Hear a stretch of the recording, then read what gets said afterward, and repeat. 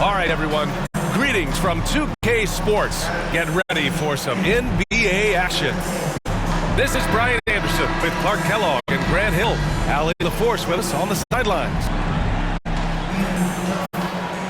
And Clark, for these two teams, a lot of their action runs through the front court. You're exactly right, B.A., and I think that's where the game's going to ultimately be decided. I mean, we have to see which set of these bigs is going to improve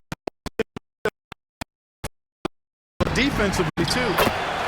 Jackson Hayes. Great positioning on the putback. And that gets us rolling. What a tremendous atmosphere in here tonight.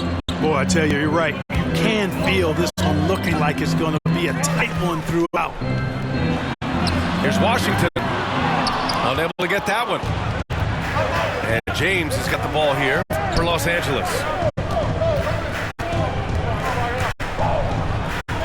Fires the three. To get the rebound.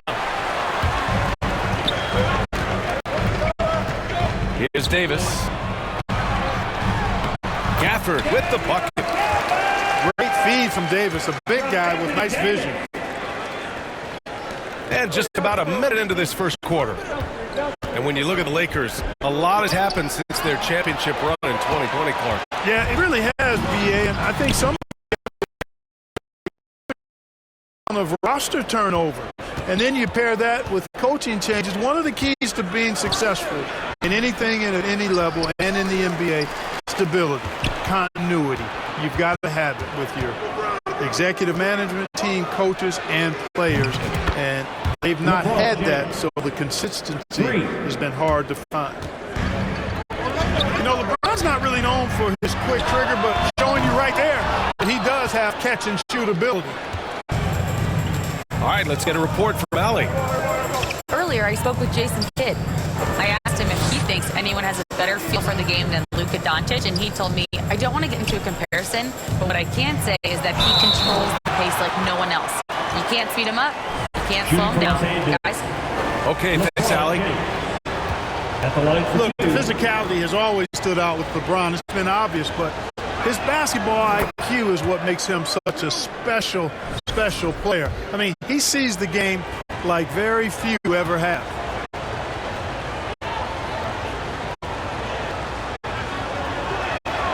That's also good. So he hits both free throws.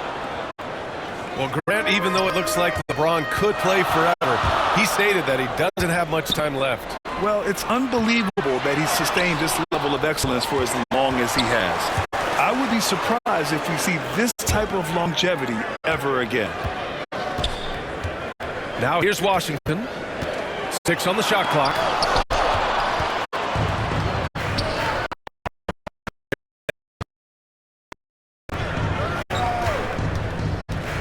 Here in the first, just under 2.5 minutes played so far. And the basket by Hachimura. Just taking it right to the rim, and no one was there to greet him. Well, this early, they should be showing a lot more energy on defense. It's not there. Washington. Dallas, no good that time either. I think he's gone completely dry. Nothing is hitting. And, you know, you can sense his frustration. This is going to be a test to I tell you, a little extra pressure on D when you're up against a point guard who can elevate.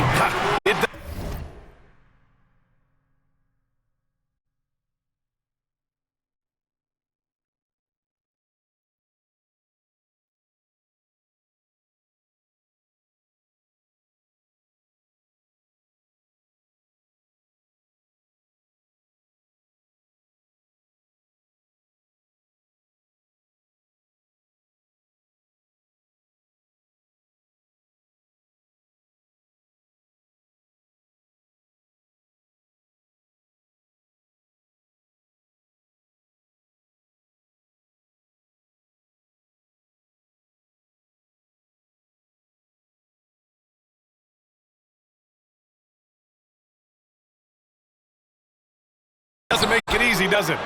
And, you know, guys, showing how dynamic a weapon he is, for feed off of that energy and ability to make plays. It gets them going. Pass to Lynn. Lynn with the post up. Kicks it to Doncic. Here's James. Fires There's the three.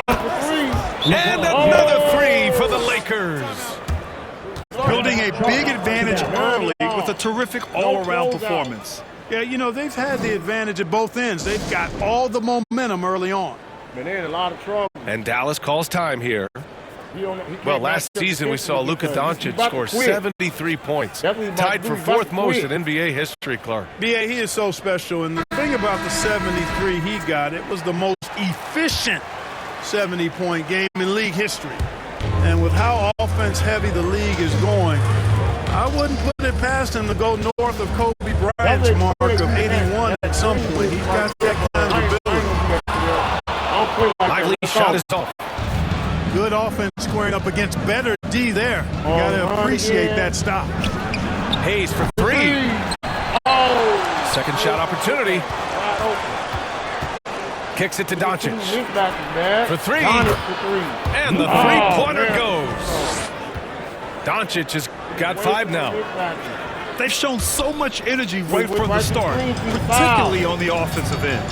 Tell you what, forget about easing into the game. They came out with guns blazing. Here are the Lakers with the ball. What a stretch they've got going here. 17-2. Hachimura, right side. Here's Lynn. Kicks it to Doncic. Back to James. Doncic on the wing. That falls. Nice feed that time from James. Give him 8 points now. They've really built this lead on the back of their perimeter game. And I like the strategy. It's a great strategy. Bury those threes early, and it'll open up the inside for them later on. And Dallas calls time here. Clark, when you watch Luka Doncic play, how is he able to just control the games like he does? He's a savant. That's all I can say. He's way ahead of himself. I mean, this guy's been a pro since he was 13 or 14 years old. There's nobody else in the NBA that's been a pro that long, I don't think. So, unique in that regard. Great size, uncanny, underrated strength. And then his vision, his pace, all of that what allows him to really not ever be sped up or out of control. You know, if Luka wants the three-point shot, he just takes it. No hesitation. And out of bounds, Los Angeles will have it. And even losing big, you have to maintain control. He getting his ass whooped so bad, he about to give up. Love her too nasty. See you later, man. Damn. It took us 10 minutes to beat the Dallas Mavericks. So we hopping on another game real quick before I get too sleepy. Like, it wasn't even really competitive.